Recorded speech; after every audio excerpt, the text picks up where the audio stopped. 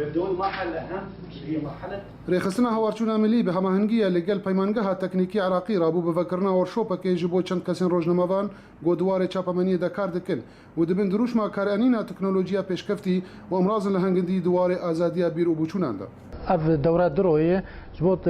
تطوير مهارات روزنامانوسا مجال چلو تقنيات تكنولوجيا استخدام بكن كاري خوني حروج ده يعني بهتر ركز عندن سر جانب انه يعني فان تقنياتها تشلو استعمال بك في سبيل كاري خوني راغاندني تبجي بك لتوارتيوي بروجيتي كريخرا ولا لان ريخراوي باو ريخراوي فرياكوتني ملي ومعهد عراقي لواشنطن همان جيري لقل ريخراوي سيدا تنمية وكالة التنمية السويدي ام زورا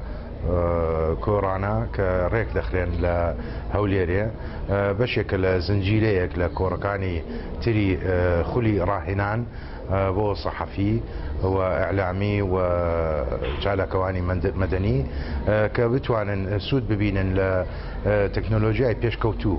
لبواري جاياندن ورا جاياندن اما وكو مشروع تعبير طبعا موضوع اساسي بيكهونين او حريه التعبير يعني شوا روزنامانوز